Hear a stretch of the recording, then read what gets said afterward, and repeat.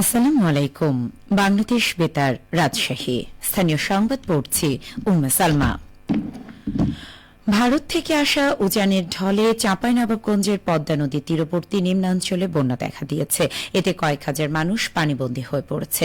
সদর উপজেলার আলাতুলি ও নারায়ণপুর ইউনিয়ন ও শিবগঞ্জ উপজেলার পাকা, দুর্লভপুর, মনাকষা ইউনিয়নের নদী তীরবর্তী এলাকার প্রায় ২৫০০ হেক্টর কৃষিজমি বন্যার পানিতে তলিয়ে গেছে। পানি উন্নয়ন বোর্ডের তথ্য অনুযায়ী আজ পদ্মা নদীর পানি বিপদসীমার ৩২ সেন্টিমিটার ও মহানন্দা নদীর পানি ৮৩ সেন্টিমিটার নিচ দিয়ে প্রবাহিত হচ্ছে। তবে গত ২৪ ঘণ্টায় বন্যার পানি স্থিতিশীল রয়েছে। পদ্মা নদীর পাংখা পয়েন্টে আজ সকালে পানির উচ্চতা ছিল ২১.৭৩ সেন্টিমিটার ও মহানন্দা নদীর খালঘাট পয়েন্টে ছিল ১৯.৭৭ সেন্টিমিটার। এ পর্যন্ত জেলা প্রশাসনের পক্ষ থেকে সদর উপজেলায় ১১৫০ ও শিবগঞ্জ উপজেলায় ৫৫০ পরিবারের মধ্যে ত্রাণ বিতরণ করা হয়েছে। জেলা ত্রাণ শাখার তথ্য অনুযায়ী বন্যায় ২ উপজেলায় প্রায় ৫৫০০ মানুষ পানিবন্দী রয়েছে। সকল বৈষম্য দূর করা ও প্রাতিষ্ঠানিক সুবিধা দেওয়ার দাবিতে কর্মবিরতি ও অবস্থান ধর্মঘট পালন করেছেন রাজশাহী বিশ্ববিদ্যালয়ের শিক্ষক এবং কর্মকর্তা কর্মচারীরা। আজ সকাল ১০টায় বিশ্ববিদ্যালয় প্রশাসন ভবনের প্রধান ফটক অবরোধ করে তারা এই অবস্থান ধর্মঘট শুরু করেন। এ সময় শিক্ষকরা ২ ঘণ্টা ক্লাস বর্জনের ঘোষণা দেন। পোষ্যকোটা পুনর্বহাল, শিক্ষক কর্মকর্তা কর্মচারীদের নিরাপত্তা, বিশ্ববিদ্যালয়ের শিক্ষকদের কোয়ার্টার সংস্কার সহ প্রাতিষ্ঠানিক সব সুবিধা দেওয়ার দাবি জানিয়েছেন তারা। এ সময় বক্তব্য রাখেন রাজশাহী বিশ্ববিদ্যালয়ের অধ্যাপক ড আব্দুল আলিম, অধ্যাপক ড হাবিবুর রহমান ও অফিসার সমিতির সভাপতি মোক্তার হোসেন। নওগাঁ জেলা সমাজসেবা কার্যালয়ের আয়োজনে হিজড়া জনগোষ্ঠী জীবনমান উন্নয়নে ১২ দিন ব্যাপী প্রশিক্ষণ কর্মসূচি শুরু হয়েছে।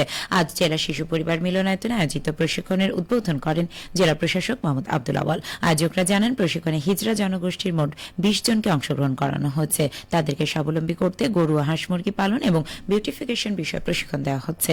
উদ্বোধনী অনুষ্ঠানে নওগাঁ সমাজসেবা কার্যালয়ের উপপরিচালক নূর মোহাম্মদ, সহকারী পরিচালক মোহতাসিম বিল্লাহ ও সহকারী পরিচালক গৌসাল আজম উপস্থিত ছিলেন।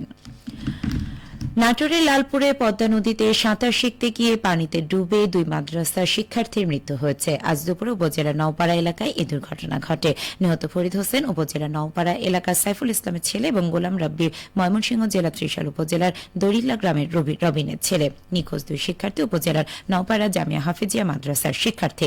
রাব্বি লালপুরে তার নানার বাড়িতে থেকে মাদ্রাসায় পড়াশোনা করত।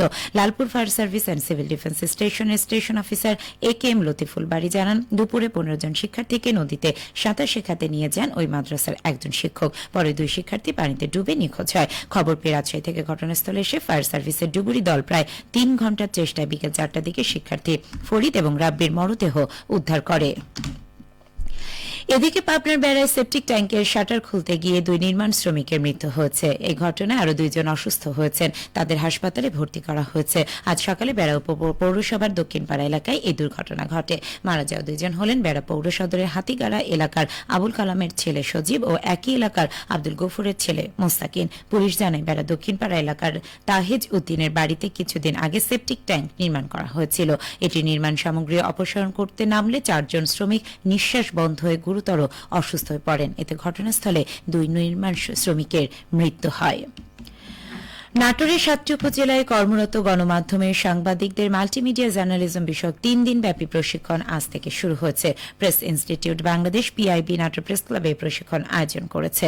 প্রশিক্ষণের উদ্বোধনী অনুষ্ঠানে প্রধান অতিথি হিসেবে উপস্থিত ছিলেন রাজশাহী বিশ্ববিদ্যালয়ের গণযোগাযোগ ও সাংবাদিকতা বিভাগের অধ্যাপক আব্দুল্লাহ মামুন। সভাপ্রধানের দায়িত্ব পালন করেন PIBর পরিচালক অধ্যয়ন প্রশিক্ষণ পারভিন সুলতানা রাব্বি। PIBর প্রশিক্ষক ও প্রশিক্ষণ সমন্বয়কারী মোহাম্মদ শাহ আলম জানান, এর আগে নাটোর প্রেস ক্লাবে নাটোরের জেলা পর্যায়ে কর্মরত সাংবাদিকদের একই বিষয়ভিত্তিক ৩ দিনের প্রশিক্ষণ গতকাল শেষ হয়েছে।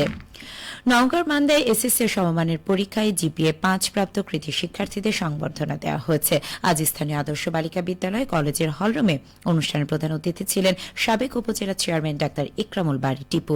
অনুষ্ঠানে উপজেলার বিভিন্ন শিক্ষা প্রতিষ্ঠানের ৩৫০ জন কৃতি শিক্ষার্থীকে ক্রেস্ট প্রদান করা হয়। এ সময় বক্তারা শিক্ষার গুণগত মান উন্নয়নে শিক্ষক, শিক্ষার্থী ও অভিভাবকদের নানা বিষয়ে পরামর্শ প্রদান করেন।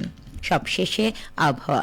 আজ রাজশাহীতে সর্বোচ্চ তাপমাত্রা ছিল ৩১.৮ ডিগ্রি এবং সর্বনিম্ন ২৫.৬ ডিগ্রি সেলসিয়াস। সন্ধ্যে ৬টায় বাতাস আপেক্ষিক আর্দ্রতার পরিমাণ ছিল ৯২%।